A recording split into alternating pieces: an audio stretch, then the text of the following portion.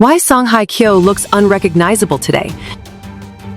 Imagine the woman whose silken tresses once cascaded like autumn leaves in a gentle breeze, now wielding a pair of shears to unveil a fierce, feather-light pixie that dares the world to redefine beauty on her terms. What if that single snip unlocked a version of her so vibrantly alive, it makes 43 feel like the dawn of a wild new chapter? It's a transformation that doesn't just turn heads. It rewires the very pulse of how we see elegance, blending the soft glow of nostalgia with the electric hum of reinvention, leaving us all a little breathless, a little envious of her fearless grace. In the dim, cozy glow of a Seoul café last Friday evening, November 15th, 2025, Hye Kyo captured a moment that felt less like a snapshot and more like a secret shared between old souls. A candid photo with Filipino star Ann Curtis, both women beaming with that effortless camaraderie that blooms from shared laughter and unspoken understanding. There she was, Hye Kyo, perched at a low wooden table adorned with steaming cups of what looked like rich, aromatic coffee, her new short haircut framing her face like a whispered promise of liberation. The pixie cut, cropped close at the nape and tousled just so at the crown, hugged her delicate jawline with a playful audacity, while thin-rimmed glasses perched on her nose added an intellectual edge that screamed quiet rebellion. Draped loosely around her neck was a light scarf in muted earth tones, softening the crisp white t-shirt that clung simply to her frame. No frills, no fuss, just the raw authenticity of a woman stealing a breath between orbits of her whirlwind life. It's the kind of image that tugs at the heartstrings, doesn't it? One can't help but feel a warm rush of joy witnessing such unfiltered connection. A reminder that even icons like her crave those stolen pockets of normalcy, where friendship stitches the seams of fame's relentless tapestry. What strikes me deepest about this photo, beyond the visual poetry of her boyish charm, is how it ripples outward like a stone skipped across a still pond, stirring waves of surprise and delight across the digital seas. Netizens, ever the vigilant guardians of her glow, flooded social feeds with exclamations that ranged from wide-eyed awe, "She looks like she could conquer the world in that casual armor," to tender confessions of inspiration, admitting how her ease in this tomboyish silhouette emboldens their own hesitations about change. And honestly, who wouldn't be moved? At an age when many settle into the comfort of the known, Hye Kyo leans into the unknown with a smile that feels like a gentle nudge to our souls. Why not try it? Why not be this free? Her eyes, those signature windows to a depthless emotion, sparkle with a mischief that's both familiar and startlingly fresh, as if she's rediscovering the thrill of her own reflection.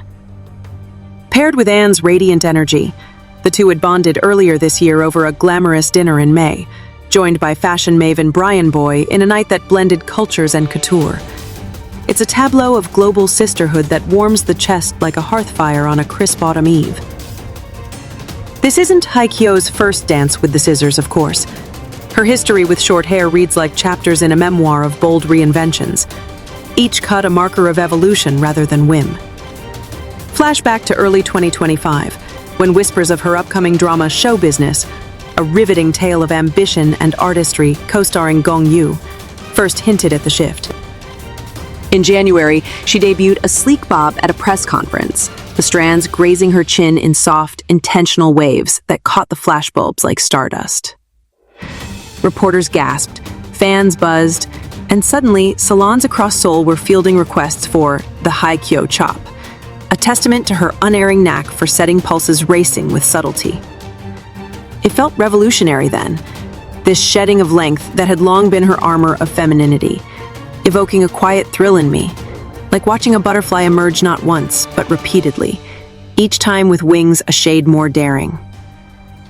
By February, for the March edition of Vogue Hong Kong, She amplified the audacity into a full pixie with elongated bangs that swept across her forehead like a lover's secretive touch, channeling Fendi's minimalist chic in outfits that married power suiting with whispered sensuality. The photos, all stark lines and luminous skin, didn't just showcase fashion. They whispered of inner fortitude, a woman sculpting her narrative with every stylist's snip. As spring unfurled into summer, Hye Kyo's tryst with brevity deepened, each variation a love letter to versatility. July brought a curled short style for a high-profile endorsement shoot, where she quipped to close friend and actress Shin Min-ah about feeling unfamiliar with the exposure at her neckline. Yet the images told a different story, one of unbridled poise that left admirers sighing in collective envy.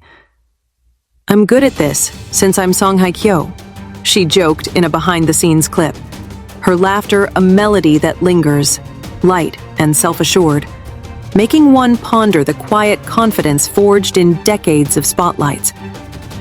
It tugs at something profound, this humility wrapped in mastery. It's as if she's inviting us into her vulnerability, sharing the flutter of firsts that make reinvention feel less like risk and more like romance. Come September, the retro-layered cut for Vogue Korea's October issue, falling just below the jaw in 1920s-inspired curls, ignited a veritable short hair fever, with stylists worldwide dissecting the angles that accentuated her high cheekbones and the subtle arch of her brows. Paired with bold red lips and era-defining gowns, it was a nod to flapper-era fire, yet utterly modern in its gaze-forward intensity. One scrolls through those spreads and feels a spark of audacious hope, as if her every pose challenges us to dust off our own dormant dreams. Yet, to truly savor this latest iteration, the one beaming alongside Ann Curtis, requires peering through the lens of what came before, that iconic tapestry of long, flowing locks that painted Hye Kyo as the eternal ingenue of Korean cinema. Debuting at 14 in 1996 as a junior high student in the music video for Hello by Psy, her hair was already a cascade of innocence, framing a face that promised stories untold. By 2000, Autumn in My Heart cemented her as the fragile heart of Hallyu, those chestnut waves tumbling over shoulders clad in cable-knit sweaters, embodying a sweetness so poignant it ached. Oh, the nostalgia it evokes. A pang of youthful longing for rainy days and whispered confessions. Her portrayal of Unsa making millions believe in love's quiet devastations. Full House in 2004 amplified the allure. Her character Han Ji-eun's bouncy curls bouncing through rom-com hijinks, a visual symphony of playfulness that had us rooting for every clumsy kiss. It was in these roles, draped in glamorous dresses that skimmed like silk over water, that audiences grew enamored with her signature fragility, the doe-eyed gaze, the porcelain poise, the hair that seemed to carry the weight of unspoken sorrows. Years later, Descendants of the Sun in 2016 reignited the flame, her long tresses whipping through war-torn terrains as surgeon Kang Mo-yeon, fierce yet tender, proving that elegance could endure even amid chaos. And who could forget the glory in 2022, where those locks framed a vengeful elegance, each strand a thread in a web of calculated grace. It's impossible not to feel a swell of reverence here, a deep-seated affection for the woman who taught us that vulnerability isn't weakness, but the soil from which strength blooms. Her long-haired eras like cherished heirlooms, polished by time into symbols of enduring allure. But here's the magic that makes this short-haired pivot so intoxicating. It doesn't erase the past. It dialogues with it, revealing facets long in shadow. That pixie, with its sharp edges softening into her natural waves, spotlights the contours of her face in ways long hair never could. The elegant taper of her neck, the luminous curve of her collarbone, the eyes that now hold galaxies without distraction. In the casual confines of that cafe photo, clad in minimalist neutrals that let her aura do the heavy lifting, she exudes an approachability that's disarmingly real, like bumping into a confidant on a bustling street. Fans have poured out praise in waves, dubbing it a complete metamorphosis that unearths a free-spirited wildness rarely glimpsed. And I share their thrill. It's exhilarating, this glimpse of her shedding the gown for jeans, the tiara for a beanie, proving that icons aren't frozen in amber, but fluid as river currents. At 43, she doesn't chase youth, she commandeers it, her skin radiant from within, not lotions alone, but the quiet wisdom of seasons weathered with poise. One senses in her the alchemy of maturity, that bold experimentation laced with the comfort of self-knowledge. Each style tweak a brushstroke in her ongoing portrait of a woman who is, at once, porcelain and steel. Delve deeper into 2025, and her style odyssey unfolds like a curated exhibit, each piece a deliberate step toward holistic renewal. As Chaumet's global ambassador, she jetted to Spain in June, her then bob swaying through haute joaillerie galas, evoking echoes of her Full House days, but laced with the gravitas of experience. Diamonds glinting against sun-kissed waves, a vision that stirred sepia-toned memories while forging silver-screen futures. August's pictorials leaned into dramatic lips and tailored silhouettes, her short crop channeling a CEO's unapologetic command, while October's Vogue spreads layered on 1920s glamour, curls coiling like secrets around pearl chokers. It's a year of ceaseless refresh, from soft bobs that kiss the shoulders to edgy pixies that bare the soul, each iteration infusing her with a trendy dynamism that feels less like trend chasing and more like soul stirring. And through it all, that tomboy aesthetic in the Anne Curtis snap? It's the crowning jewel, a casual coda to the symphony, where glasses perch like thoughtful pauses, and the scarf drapes like an afterthought born of comfort. It moves me, this phase of freedom. How her expressions, once schooled in subtle melancholy, now dance with unbridled delight, mirroring a journey from scripted fragility to lived audacity. She's not just wearing the look, she's embodying it, a modern muse who whispers to every woman scrolling late at night, "Your turn to play." Reflecting on her trajectory, from that wide-eyed teen in 1996, snapped in school uniforms with ponytails swinging like pendulums of possibility, to this poised provocateur in 2025, one can't escape the poetry of persistence. Worlds Within, in 2008, hinted at her short hair dalliances, a cropped style for her documentary filmmaker role that foreshadowed today's boldness, yet it was fleeting then, a role's whim rather than a life's declaration.